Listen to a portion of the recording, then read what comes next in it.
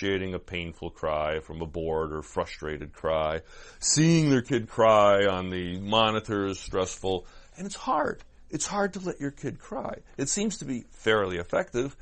If you let your kid cry, how many nights can we count on hearing them cry on average? What do kids do? Will they cry for the next 3 years every night? I don't think so. I have noticed that a baby at about 6 months old, when they're crying at night, if you just leave them alone, they might cry for an hour or two. They could even cry for 3 or 4 hours. But what will happen is the crying will decrease over the next 4 or 5 nights. And generally speaking, after 5 nights, a baby will be self-soothing and will wake up, realize it's there, and go back to sleep. So if people schedule a really tough week for themselves and treat it as that, like a juice fast or training for a marathon, and they just say, I'm going to do this in a week, chances are they'll see some pretty good results. See positive results. Any advice you give parents that they're just having a tough time with that week? They're having a rough time listening to their kid cry. There are many families, many parents that just can't do that. And since they can't do that, then they have to resort to sleep training. They're going to have to resort to bringing the baby in when it falls asleep, putting it back in its own room. I really stress the baby needs its own room. It needs to go back into its own room. So you've mentioned sleep training a couple times. That's not a term that was around when grumpy old doc was in practice. Can you give me, I ran into you at the elevator, KJ. I heard the sleep training thing before we get to the 35th floor. Can you explain it to me?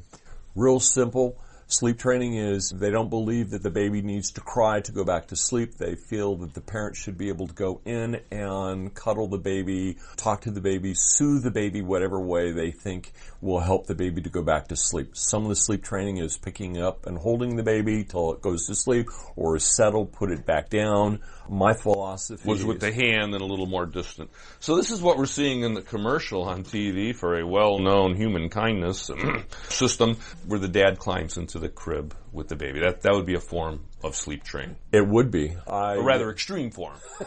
I agree. It is extreme. Is it still at all? I mean, it probably is, because the grandmas still are an important source of authority in child rearing, that you got to put the kid on solid food. You give the kid a bottle, that a part of the reason the child does not sleep through the night is tummy empty, wanting to be fed. What about those techniques? Giving the baby solid food so they sleep through the night, or giving them a bottle to have them self-soothe in bed? Food first.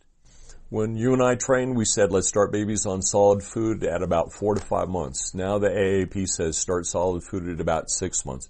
There are no studies, there's nothing that documents that feeding the baby will allow the baby to sleep longer. So most of the studies have said that just isn't correct. It's just coincidence. You're giving your kids solid food, and it's also the time when they are psychologically ready to self-soothe. 6 months of age. What about the bottle? One of these days we're going to have a pediatric dentist on the program to talk about this rather extensively. But give us a few words about the idea of giving your baby a bottle to go to bed with. Straightforward, no bottle of milk or juice. There was an article that was written that I remember reading when you and I were in our residency, and it was called Milk Bottle Caries. And I remember the pictures, and it's awful. Children develop serious dental problems as a result of having sugar or milk on their teeth when they go to bed. It should be that we give them something before we lay them down. If you have to give them a bottle, give them something that's got a bottle with water in it, or preferably a pacifier.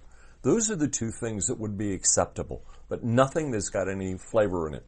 As we're talking ancient history back when we were training, it's not only milk or juice. Dr. Mike Brams, Dr. Joe Maloney, they published a paper in Pediatrics years and years ago that sort of one of these alternative communities where babies were falling asleep on mama's breast and being breastfed age 3, age 4, when the teeth have been present for a long time.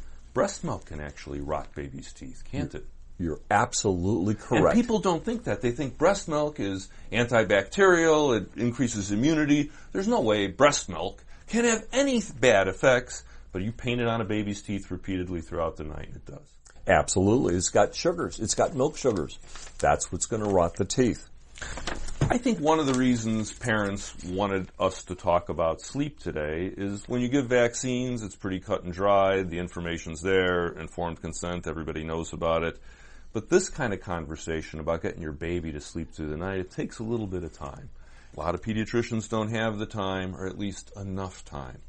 If I'm a parent and I've talked with my pediatrician, but I've gotten kind of as much time as I'm really going to get out of him without a sick kid or something else, what else should I do? What other resources? Where else can I look for a little help, particularly if I kind of think I'm losing it a little bit with this? I like to give just two resources. The first one is healthychildren.org. HEALTHYCHILDREN.org. O-R-G. Not com. So, and that is the website for parents from the American Academy of Pediatrics. It has got topics upon topics. I looked up sleep before this interview, and there were many, many articles having to do with sleep, which was cool. The other is medlineplus.gov. Medlineplus.gov, a government website. Right, medlineplus.gov. It's put out by the CDC, and it is meant for the layperson. It has everything. It has thousands of different topics, and you can find topics on sleep. It's children's sleep, adult sleep. It's an awesome way to go. One thing I always emphasize to folks is we're all only human. Parents, babies just a little younger, less experienced than parents are. But it can be nerve-wracking, and if your child is screaming and you feel like you're losing it, go outside, get away from it for just a second, have a partner, have a parent, have somebody hold the kid's switch off. Doesn't do your kid any good for you to really lose it, and occasionally people will lose it and shake babies and do some pretty terrible things. Nobody wants to do those things, but people lose it, and getting away from a screaming baby, if that's all you can do, you probably need to do it. Would you agree? I agree with you 100%. That baby's not crying at you because it's mad at you. It's not trying to be mean, vindictive, or anything. The baby is communicating, and its way of communicating is crying.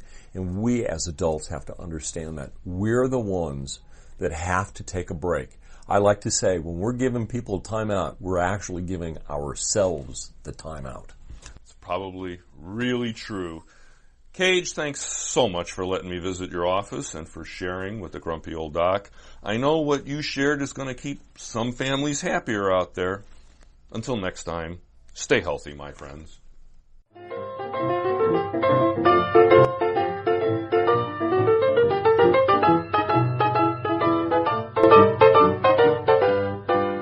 Be sure and subscribe to our podcast on iTunes, and more details at grumpyolddoc.com.